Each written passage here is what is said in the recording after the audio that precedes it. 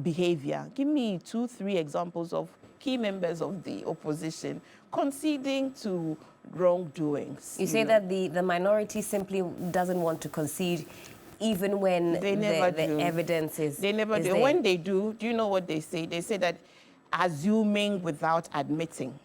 And if you go back to that's because there are too many lawyers, in the House of Parliament. I'm not sure the language is very legalistic. No, it's not a legalistic. It's deliberate. It's deliberate. They always use the caveat. Even if we did that, did you? Now they say that if they you did say that forward. yes. No, I'm saying that don't come and tell us that even if you did this, should we continue? Did you do it? Can you tell us that you did it? And can you tell us the mistakes the lessons you've learned from that mistake? Do you even accept that it was a mistake? They don't. They don't, my dear sister. And you know it for a fact that they usually don't. In all of these conversations we have had about transitions, about, how government, uses its powers when they are, investigating matters, they never, about letting go some stuff, right.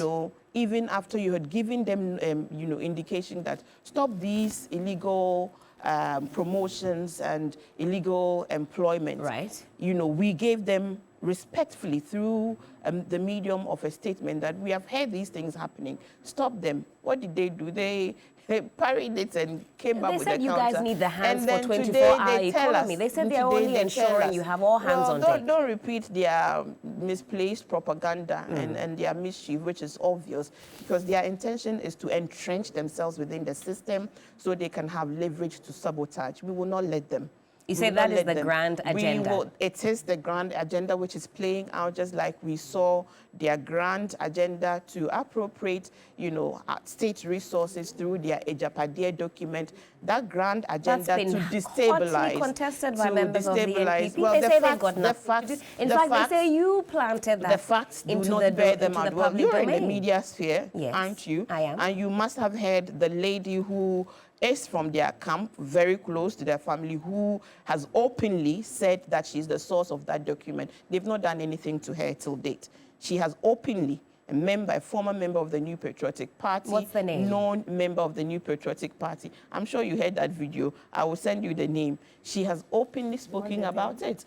And she knows. Miriam knows Once this lady. Once Rodelin enters the chats, things get very hot. Miriam knows the name of this lady. Shamima, let's round this out for me. So what I'm just saying is that the reset agenda is on course. His Excellency John Dramani Mahama is a leader with conscience. At all times, he wishes to shepherd this nation with little chaos and with little distraction as much as is humanly possible. There will be times that maybe in the execution of some, due process, there might be some missteps. We are not a party to not recognize when mistakes are made and redress them. But what we can tell the general public is that there's really a new heart to leadership, a heart that is very in tune with the people that it's leading, and a heart that wants the best for this nation and wants to, lead a nation that is fair and just and equitable to all Ghanaians, even those that may be found on the wrong side of the law. Because even convicted criminals have rights. That's right. That must always be respected and enforced. And so you would not have the person of His Excellency John Dramani Mahama to seem to be flagrantly abusing rights of citizens. It won't happen. It won't happen. But due process will happen. Individuals who are individuals of interest will be pursued in all the available, options to the security agencies to gather their intelligence and to take the necessary action. So we can bring the accountability that we promised the good people of Ghana, for which they voted us into power by such a resounding mandate.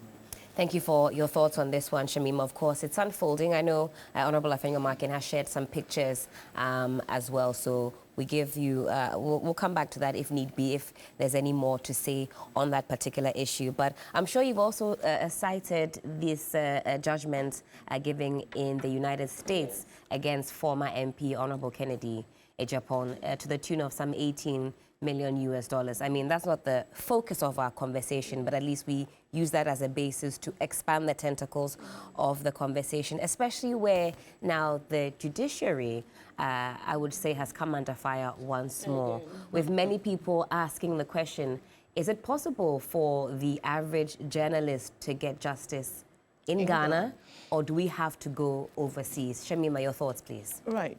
Okay, so in fact, I want to take some time and speak on this whole issue. And I know you're going to raise Manasseh on the line as well. I heard from the producer. What I'm going to just say to this is that, you know, when we speak about safety of journalists and we speak about impunity against journalists, I've said consistently that there are some indicators you look out for, you know, in your country if you're to measure the level of impunity and also the institutions that ensure the perpetuation of that impunity. The judiciary is at the heart of any academic and practical conversation about impunity. That's right. Because ultimately, the seat or the avenue to seek justice is the judiciary. And globally, if you read a lot of the UNESCO publications, if you read publications from international media agencies, even our own, within our own country, the reports from Media Foundation for West Africa, for example, they have a recent report that they published in 2020. It was between December 2019 to 2020, and they reported 79 violations against, you know, journalists. More than half remain unresolved. Many of them at the courts are yet to be resolved. So there's no justice yet to those cases. Majority of those cases have remained unresolved. Yeah. And the avenue to resolve those matters is in the law courts. So when judiciary is unable to deliver speedily cases of violations against journalists, the perpetrators of those actions feel they can go scot-free because there's no avenue to hold them accountable. They also believe that they have influence over these courts or judges, to be fair. And that even if you brought us, and it's always a power struggle, because you would always find that contest between big business or big politics or big politicians who seem to have their tentacles very wide and far. And so when you have a matter as a lone journalist, you know, without the resource or the influence of the people you're seeking justice from, then your justice never comes. Because it's expensive also. Is delayed, you know, beyond reasonable. And sometimes many of these media houses do not have the resources to sustain, you know, the court action. So you'll be frustrated till you decide you're not even going to court as an avenue for redress. There's also another issue with the stakeholders that are also at the culprits, if I may add. They also usually include security agencies. So there are matters in courts involving security agencies who also overreached, you know, their minimum force rule and ensured that they, you know, abused some citizens and some journalists. There are those matters as well. Again, the issue of influence comes in when the police that is supposed to, you know, prosecute criminal cases is in itself involved in the charge of criminality. You and I know that there will be some real gerrymanderings to, as much as is possible, stretch, you know, the process to the point of non-resolution. So we have all of these stakeholders that must come around the table, because again, it is just beyond, it goes beyond the boundaries of Ghana. When your press freedom index is really poor, it affects a lot of things, even your business climate. Really? Yes, because it is. Investors are concerned about that? They are concerned about that. Investors need to know that your judiciary works, that your laws work. And if you can abuse journalists who are your fourth estate, then they businessmen, you can do worse for them.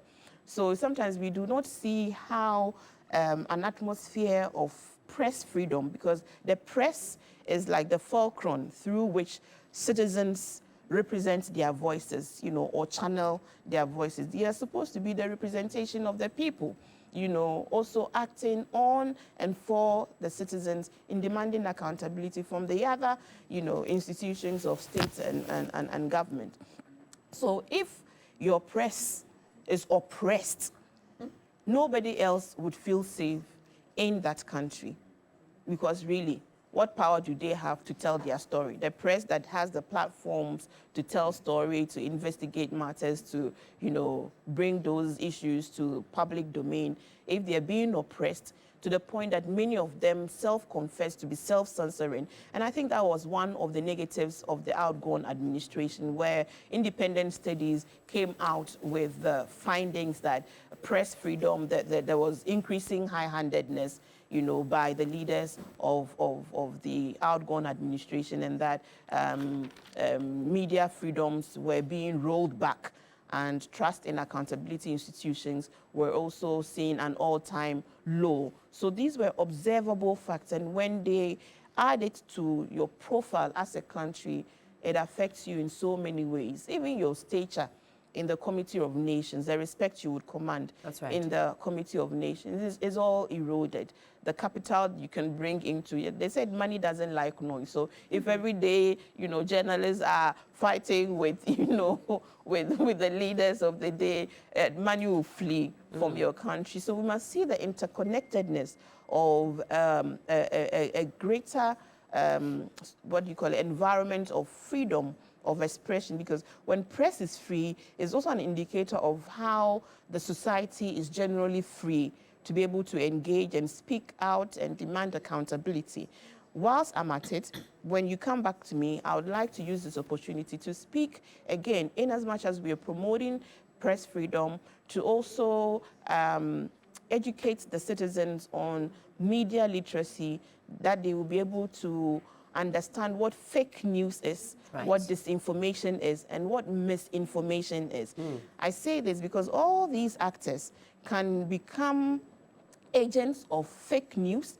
So the politicians can become agents of fake news, security agencies, citizens, even media can become agents of the dissemination of fake news, as well as misinformation. Sometimes we find the media equally misinforming the general public, So you would know when I come to the conversation that misinformation may not be fueled with malice, because maybe people just didn't have the full benefit of the fact. But disinformation and fake news are fueled by malice. So that's deliberate. It is deliberate, and so I will just give those definitions so we take this opportunity. And this is because just this week, I myself have been a victim of fake news, where a fake online portal published quotes attributed to me with my photo, at least 2 in successive days. Putting something on X about that. On X about that. Completely fake. I have not giving any interview in that subject matter. So that is malicious publication